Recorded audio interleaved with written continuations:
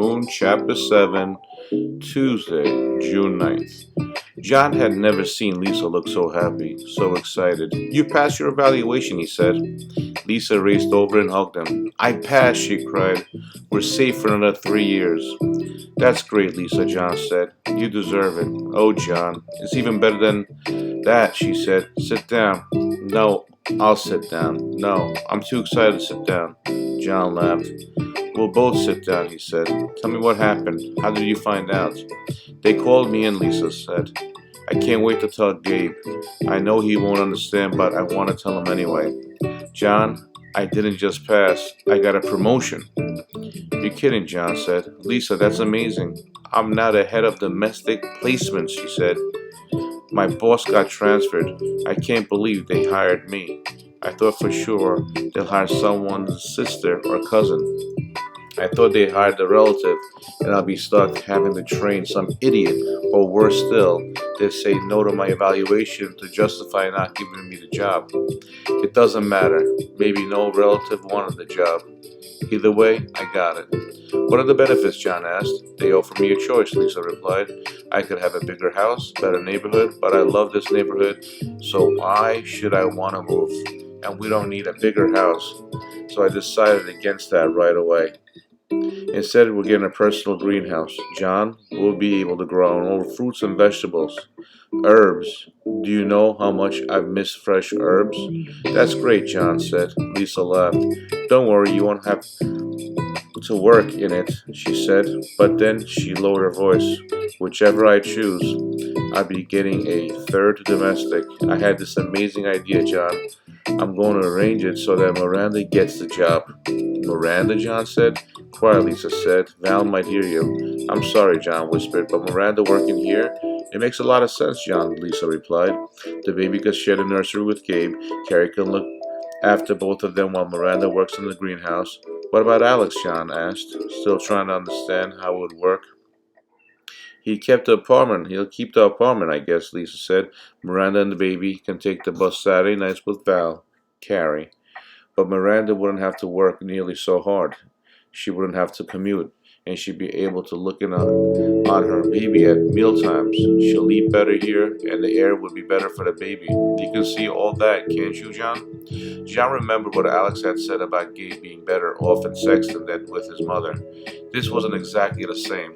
Miranda would still be a grub, and her baby would be a grub's baby, not a Claver's. But Lisa would treat them well, and things would be easier for them. He wasn't sure how he felt about having a sister being a domestic where he lived. If it felt weird, wrong, but if Miranda was in the greenhouse and he was at school or at practice, he'd hardly see her anyway. Where would she sleep, he asked. Is there room for her? We'll convert the garage, Lisa said.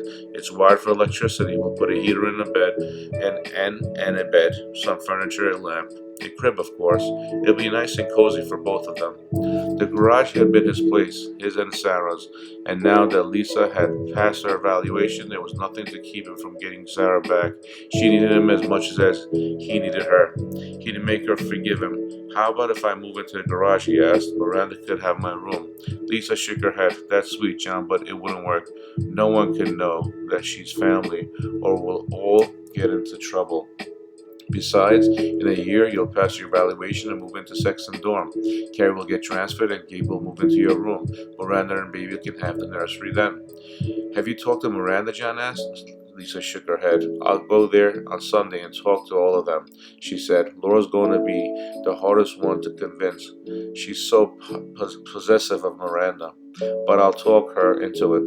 It's what's best for Miranda and the baby. Laura will see that. Good news. Weird news, John thought. My sister, the grub.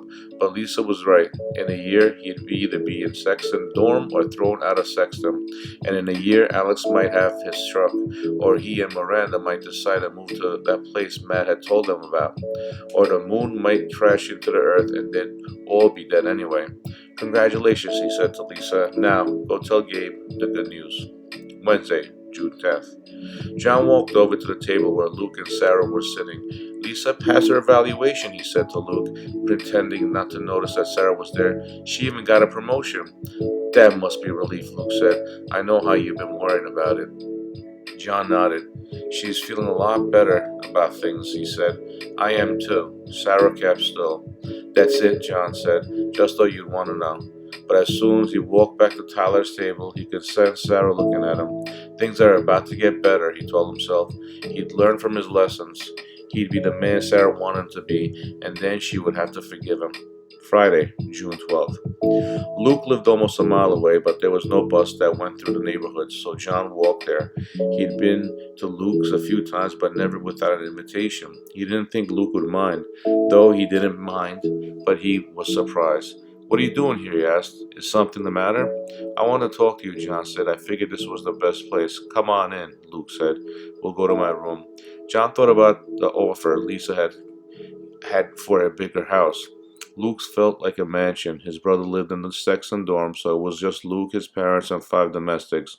John wondered how many of them were professors of philosophy. Okay, Luke said. What's up? Could you close the door? John asked. I need to talk to you in private. Luke shrugged, but he closed the door, then sat down on a chair and faced John's. John took a deep breath. I can't stop thinking about the Grubber school, he said. How we burned it down. Now that my stepmother's passed her evaluation, well, I could go to the authorities, tell them what happened. But I decided to talk to you first. Luke got up and opened the door. Mary, he called, could you get my father for me? Ask him to come to my room. Yes, Mr. Luke, Mary said. What did you do that for? John asked. Wait, Luke said. We'll talk it over with my father. John felt a sharp longing for a father of his own to talk things over with. Not that he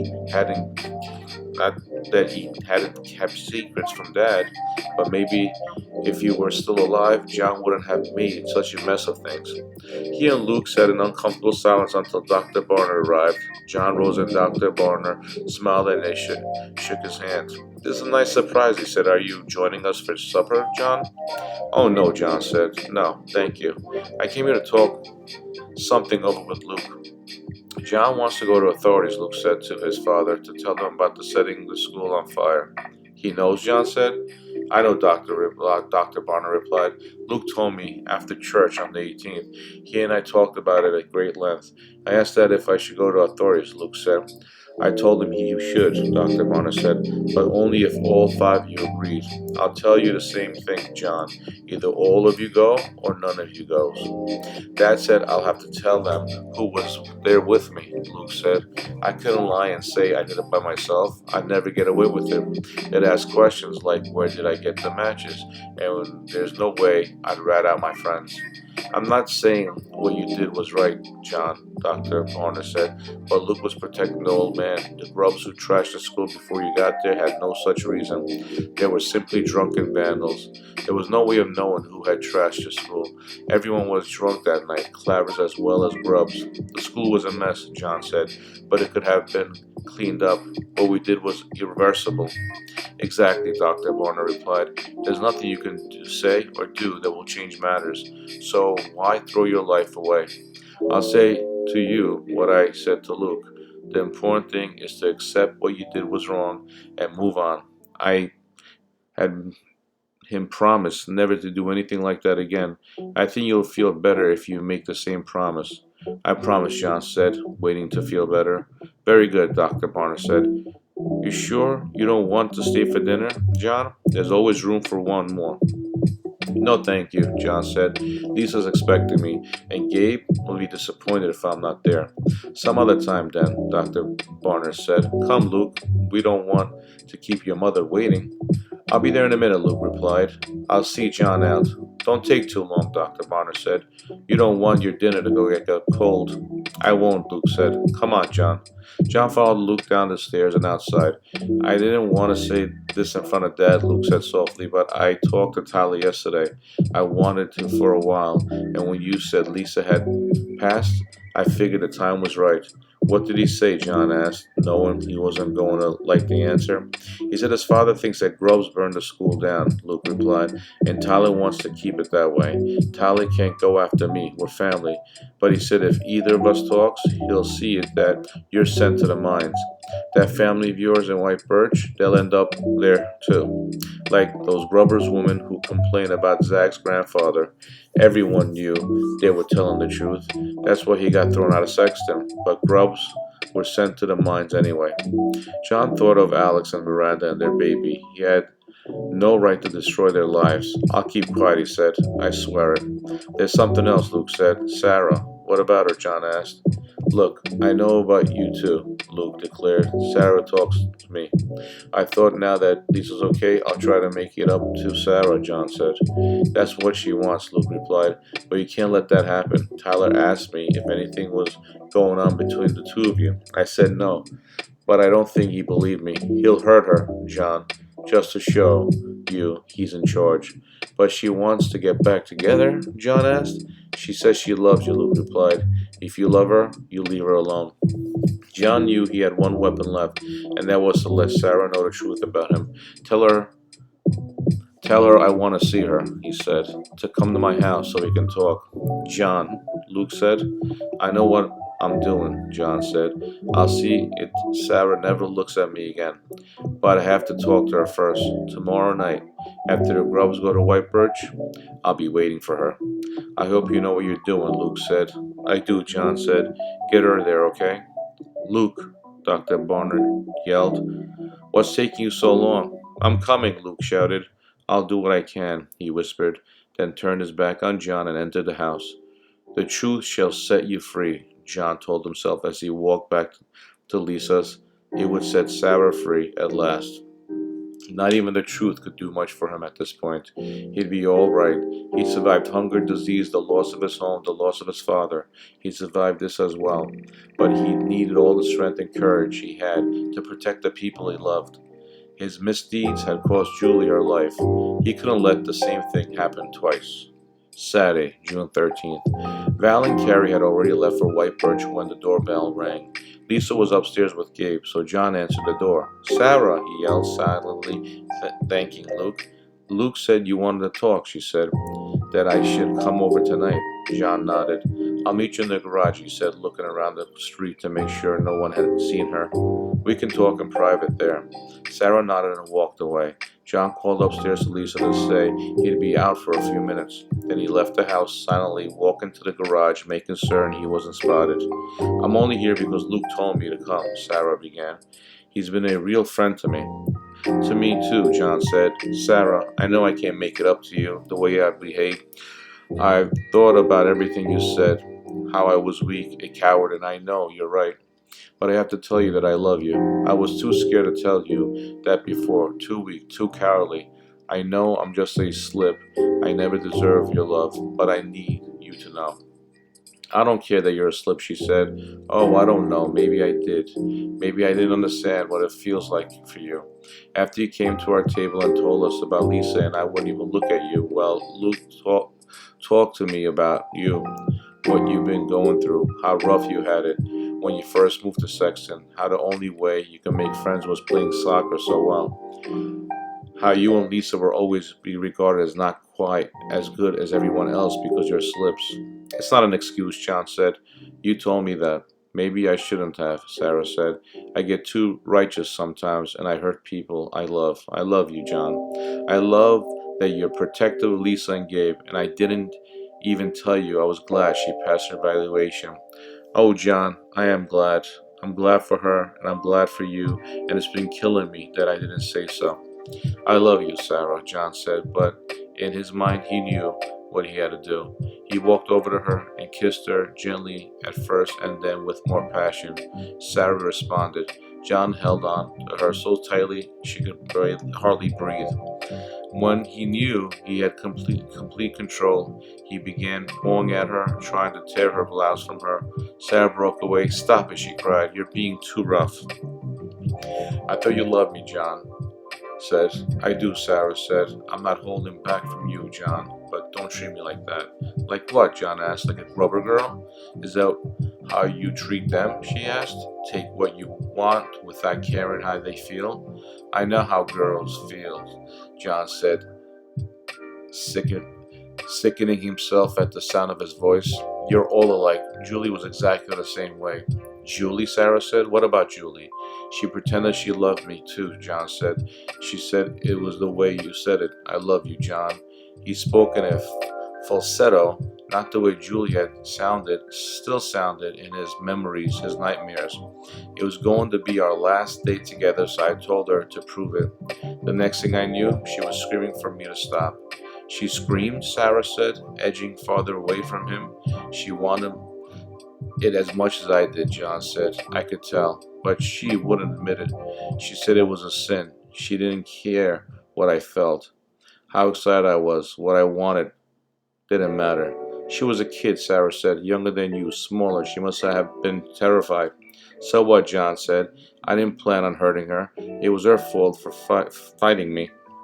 Did you rape her? Sarah shouted, her voice rising with rage. Tell me the truth. Did you rape her? Her voice rose as she grew more hysterical. John kept absolutely quiet. Don't you touch me, Sarah said. Ever again. If you even try to, I'll tell Alex what you did. Is that clear, John?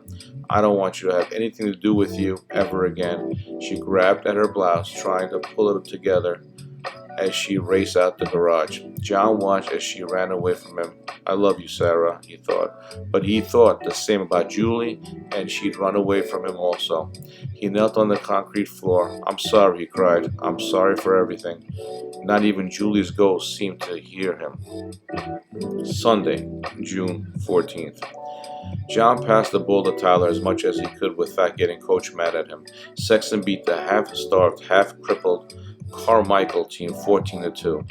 He drank his share of vodka on the drive back and laughed at his share of jokes. Tyler made only one crude remark about Sarah, and John was careful not to laugh too loudly, just enough so Tyler would see how little John cared. Lisa was already home when John got in. How was the game? She asked. We won, he said, 14-2. There's not much left of Carmichael, Lisa said. There's talk they're going to tear it down and build greenhouses. John thought of dozens of people who'd watched the game. Well, because of the grubs who lived there, he asked. Lisa shrugged. Most of them will move to White Birch, she said, hoping for work. John sat down. He wasn't sure. He was ready for the answers, but he knew he had to ask the questions. How did your visit go? He asked. Did Gabe enjoy himself?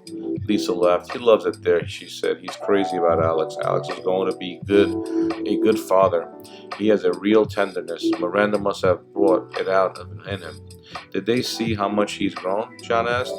It had been 6 months since Lisa had taken Gabe to White Birch to spend time with that side of the family. Of course, Lisa said, and how handsome and brilliant he is. I used them as an argument. How healthy he is. I mean, how good it would be for Miranda's baby to grow up here. What did they say? John asked. Lisa rolled her eyes. It took a lot longer than it should have, she said. First, Alex objected. He didn't like the idea of only seeing Miranda and the baby on weekends. You can't blame him for that, John said. It'd be great if Alex could move into the garage with them. You know that's impossible, Lisa said. Only domestics can live in Sexton, and I can't see Alex working as a butler. Not for us, at any rate. He'll be in White Birch while Miranda stays here. That's how it is. Did he agree to it? John asked. Eventually, Lisa said. Laura was actually the least resistant. She's not happy with the idea of Miranda working for me, but she understands it would be the best for the baby. She shook her head. Laura tries so hard to keep that apartment clean, but there are roaches all over, and the air quality is so bad. They can't buy air purifiers, John pointed out. They aren't forbidden to. Lisa said. They could put their names down on the list to buy one, but all they're interested in is that truck. In any event, it's no place for a baby, and Laura can see that. Miranda put up the biggest fight. She doesn't want to leave Alex or Laura, and she wasn't crazy about the idea of living in a garage. She even said she liked her work in the greenhouses. But you convinced her, John said. Lisa had to. Miranda would be safe working for them, as long as no one knew she was family. I can convince anyone of anything if I set my mind to it, Lisa replied. I told Miranda the garage was only until you start college. In the meantime, she'll eat better and the baby will be healthier and we'll take care of her. What if Alex buys his truck? John asked. Would Miranda keep working here? Lisa snorted. I love Alex, she said, but he's a dreamer. It'll take years before he and Carlos can afford a truck, and even then, they'll have to get a license to run it and another license to buy diesel, and they don't have the connections. so they'll need some extra money to make it happen. It's going to take at least 5 years if it ever happens. 5 years ago, John thought he'd be living in a Pennsylvania. He'd be living with Pennsylvania with Mom and Miranda and Matt. The sun shone and food was plentiful. And his biggest worry was if he ever learned to pull an inside fastball. 5 years from now, maybe Alex would get a truck, or maybe he and Miranda and the baby would move to that place Matt talked about, or maybe Miranda would settle in to live at Lisa's domestic, seeing Alex and Mom once a week. It didn't matter, just as long as Miranda was safe from Tyler. So she agreed, John said.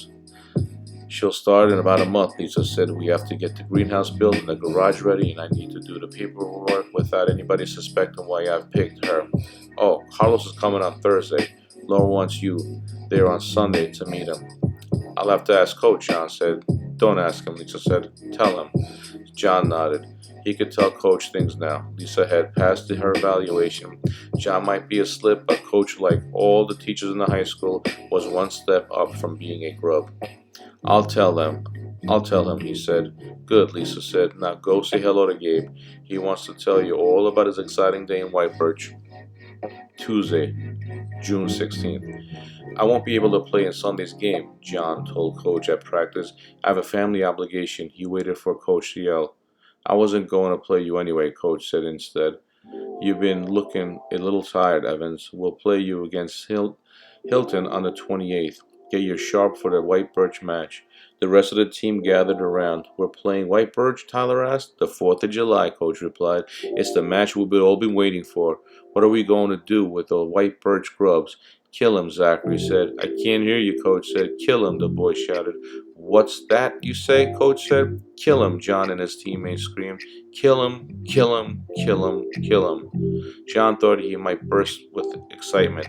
Everyone from Sexton would bust down for the game, and everyone from White Birch would be there as well. Lisa could bring Gabe and Mom, and Miranda and Alex would finally see him play soccer. Maybe not Alex, since he'd be driving buses, and Miranda might not feel up to it, but Mom would go the way she used to go to his baseball games. Tyler wouldn't know who she was, but John would sense her presence, and she'll tell Miranda and Alex and Matt how he played. For the first time in weeks, John felt almost all right. Thursday, June 18th. It was an accident, John swore to himself. He hadn't intended to. But as he walked from the classroom to the cafeteria, he brushed against Sarah. Just the feel of her arm against him was electric. I told you never to touch me, she shouted. Luke gave John a shove. You hurt her, he said, putting his arm around Sarah. Leave her alone, Evans. Sorry, John muttered. He could tell from the sound of Tyler's laughter that he'd witnessed the whole thing. That's good, John told himself. Sarah's safe now. But even knowing that didn't stop him from feeling like he'd been kicked in the gut, feeling the way he had those last moments with Julie. June 19th. It was after midnight, but John knew sleep was impossible. The west wind blowing made the air worse, but he couldn't bear to be indoors. He got up, threw his clothes on, and went outside. The sky was a sickly gray. It must be a full moon, John thought, layered with ash and rain clouds. The wind felt like a punishment as he sat on the cold, hard ground and forced himself to think about Julie. She was 13 when he met her, 13 when she died, and 13 her parents were gone, her sister dead, her home, her school, her life destroyed. It had terrified Alex when Julie coughed. Their sister, Bree, had coughed and died, but Julie was tough. She wouldn't have given up. A cough wouldn't have killed her. No, John had the privilege all to himself. Julie could have survived the cough. It was John she couldn't survive. He was 14, a year older, a year bigger, much stronger than she was.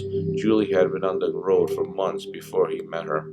Months where John and his family had shelter and food. Had he loved her? He told himself he had, but maybe that was a lie. Maybe Julie had been convenient the way grubber girls were convenient. Julie was there, and she was close enough to his age, and John was old enough to want what Matt and Sil were having, what Miranda and Alex were having. Julie hadn't believed him when he told her about Miranda and Alex. It's a sin, she said. Alex doesn't sin. But Alex was human. He was a teenage boy, and John was a teenage boy, and Julie was there. She was convenient. Except that day was the last day, last one she was going to be there. Dad and Lisa, Gabe, Julie, Alex, Miranda, and Charlie were going to leave the next day to make their way to Sexton. They had no idea what they'd find there, but it was an enclave, and Alex had 3 passes. John and Julie had gone to town the day to get bags of food they were entitled to. They'd been walking home when the weather turned bad, and they'd run for the shelter into one of those many empty houses on the road. The house was furnished. People left or died, but the house stayed the same. They put the bags down and began to kiss. They'd been kissing for over 2 weeks. Twice, when Julie was certain they were alone, she let him touch. Alex had been talking for as long as they'd been in Pennsylvania about taking Julie away, but somehow it never seemed to happen. Tomorrow was going to happen, though. Maybe it was because everybody was leaving, but John felt desperate. He had been left alone with Mom and Matt and Sil while everyone else was going to have a chance to live with other people. He was trapped. It wasn't enough to kiss, to touch. He was almost 15 and his life was over, and he'd never known a woman. This was his last chance. He loved her. She had to let him just this once. Julie broke away. "No," she said. "John, no." He couldn't understand why she was saying that. She said she loved him when he touched her. She must want him as much as he wanted her. This was her chance as much as it was his. But she fought him, shouting for him to stop, which he wouldn't. Not then. Their last day, his last chance. Julie was tough. She clawed at him, tried kneeing him, but John was 6 inches taller, 30 pounds heavier, stronger, better fed. It was a fight he was bound to win, but he didn't want it that way. He loved her. Didn't she know that? "I love you, Julie," he said, convinced that would make her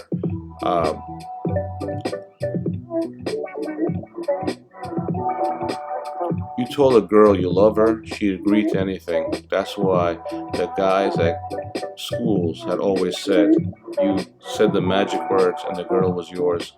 But Julie didn't seem to understand the rules. She didn't say, "I love you," or "Oh, John," or not talk at all, but still let him have her. Instead, she kept trying to get away. The harder she tried, the angrier she got, the more he felt the need to make her his. For 3 years, this had been his memory of Julie, her frantic cries for him to stop, his struggle to escape. Since he'd moved to the enclave, John had never taken a grubber girl by force. The other guys did without a second thought. That's what the girls were there for. But John wasn't a rapist, not in White Birch, not back in Pennsylvania. He didn't rape Julie no matter what he had led Sarah to believe. He wanted Julie more than he wanted anything in his life, but he honestly believed she wanted him to. He did love her. He would have stopped. But Julie didn't know that.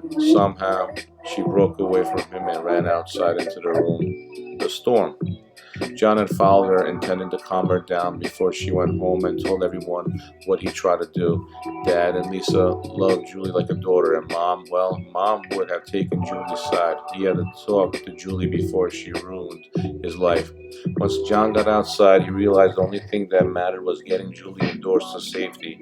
The rain had turned to hail. The wind was tornado level, and in the distance John could see a funnel cloud. "Julie," he screamed, "Julie, come inside." But she didn't listen, or if she did, she was more scared of him than the weather. She was a city girl. She didn't know the power of a tornado. All she knew was John was taller and stronger and didn't know what no meant. He managed to grab her just as the twister broke down. He flung Julie to the ground, lying on top of her, a human cross. But Julie wiggled from under him, not realizing that he was trying to protect her. She fought to stand up, but the wind pushed so hard against her that it bent her over. John faced the same battle. It was a slow motion chase, like in a cartoon, the wind a wall against where Julie and John struggled to free themselves. Hold on, he shouted, grabbing hold of a tree. But Julie didn't hear him or wouldn't listen. She kept trying to run. Then the wind got to her. It lifted her and threw her down against the ground. He held onto the tree until the wind lessened. Only then did John go to her body. She's dead, he thought. She'll never tell. But only her body was dead. Julie's mind was still alive. The terror in her eyes screamed of life. She was completely helpless now, John realized. All she had was her mind and her fear. No, she said to him. No, Joe. No, John. He started at her. All their friendship, all their love had died, along with Julie's arms and legs. She'd run into a storm, and the storm had killed her. And still she feared what John would do to her. Julie, it's all right, John said. No, it wasn't. It never will be. I have to get help. I have to find Alex and help.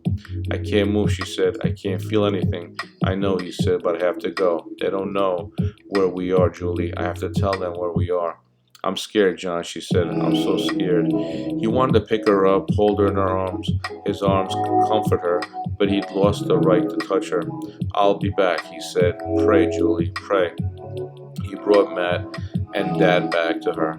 Alex was missing. Miranda, hysterical.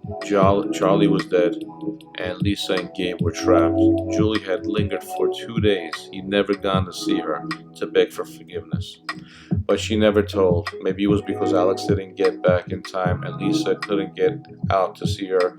The only people Julie saw in those hours before she died were his family, his father, mother, brother, and sister, and none of them indicated to John that Julie had told them anything. She'd said she loved him, and she did. She protected him when she wouldn't allow him to protect her. She'd faced her death bravely. Perhaps she even forgave him. But John could never forgive himself. He hadn't raped Julie, but he'd killed her. The rain fell on him, but it couldn't wash away his sins. Nothing could. Julie would haunt him for the rest of his life. She controlled him in death as she never had in life. She was his hell. Wow, very interesting chapter.